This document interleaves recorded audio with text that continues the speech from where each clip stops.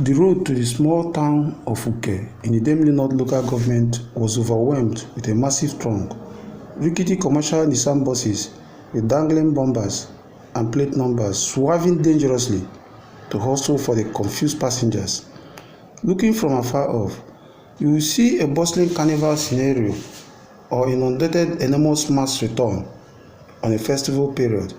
Hilarious exchange of gossips whispered in tinkling ears inadequate to explain the expressive imbroglio that swept through the garage. As it marched dry season, the sun burned down from the sky like a dazzling golden furnace, hitting the earth with horrifying humidity. All the vehicles heated as though iron melting in blasphemous smoldering furnace. It dehydrated the earth, all living things, and nothing had water under the scorching sun. This was not a seasonal or festivity rush when folks returned to celebrate August occasions. In fact, the month of March are holistically barren of festivals, except when they accidentally collided with Easter. Therefore, the mass exodus of people towards Uke was strangely incomprehensible as far as the arid rural atmosphere of the one-horse town was concerned.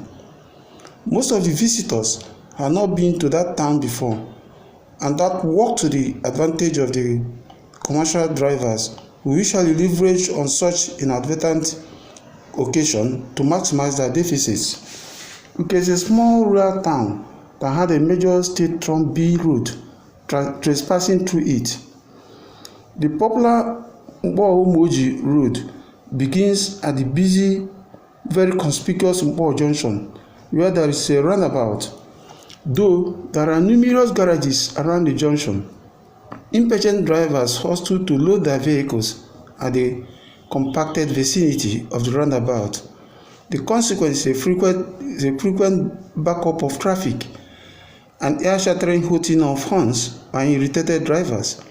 But the large Mbo Park offers drivers and commuters adequate comfort to load, offload, and operate legally. It was at this park that the trunk conveyed to be transported to Uke.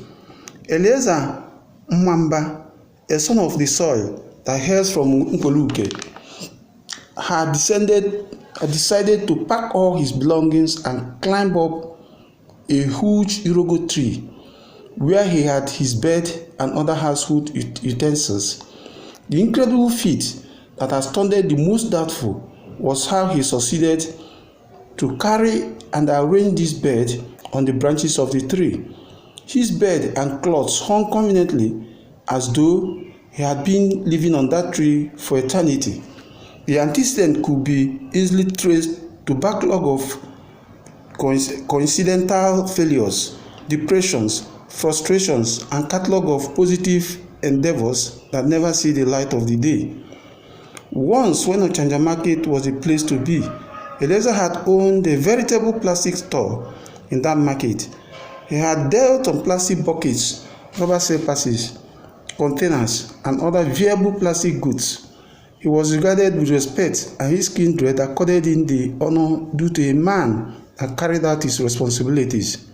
Then came the first strike that began his unfortunate pummeling to the bottom. He lived in an apartment at Omaba Phase 2, where he was fortunate to have two of his brothers from Uke.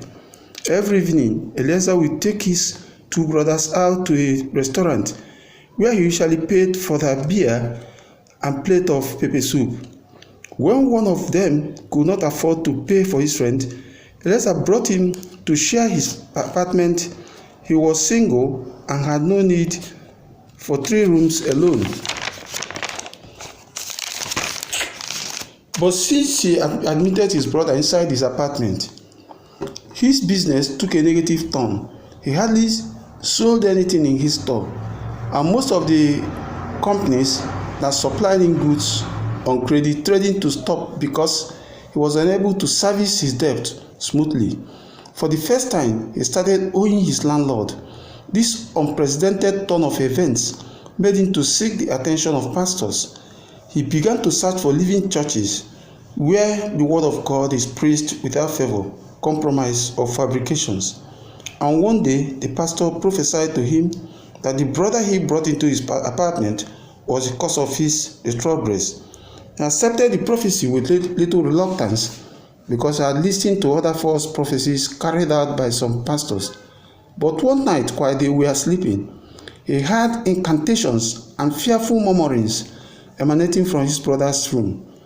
This prompted him to stay at home the following day. He waited until his brother left to the market. Then he decided to search the visitor's room where he was occupying. While on it, he overheard the twittering of noise as though a living thing was under the bed. He became afraid and wondered what would be making such unwholesome noise under the bed.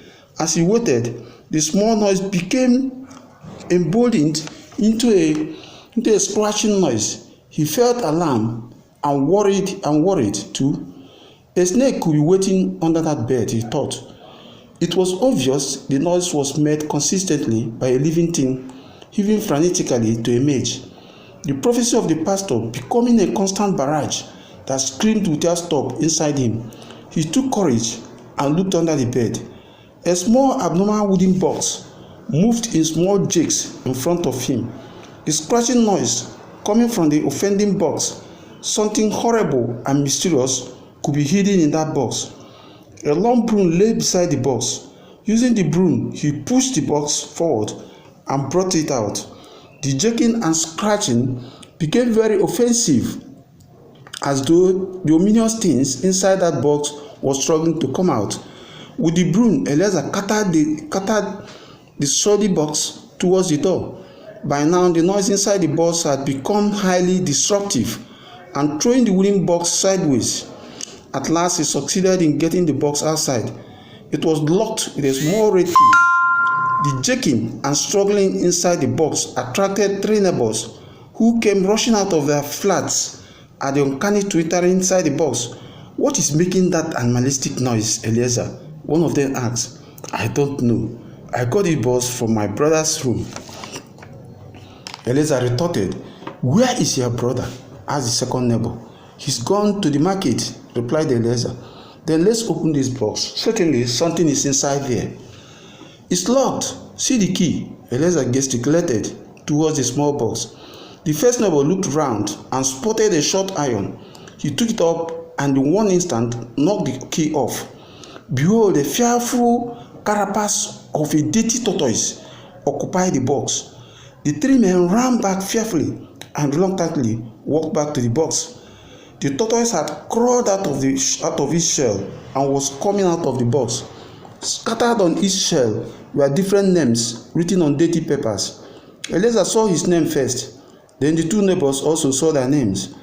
That scream rose to the outside, and people who had shops around the building started trooping inside the yard. 2 other men who lived inside the house saw their names pasted on the body of the tortoise. Hysterical relations of the women brought more people into the yard, and soon the tortoise was stripped of all the names on its body. People living around hustled to see if their names were nestled in the body of the tortoise. Towards the evening, more tenants returned from the market and saw their names among the rest of the other names. When the culprit came back, the tenants rallied around and invited the police. At the station, the man confessed of holding all the destinies of the tenants living in the same compound with him. This was the beginning of the end for Eliezer, who was intensely affected by the evil phenomenon. He made fast and paid the dowry of a beautiful damsel he had discovered in the neighborhood. There was no retrospect. He calculated that the necessary option for him was to snatch a wife out of the debris of his failure.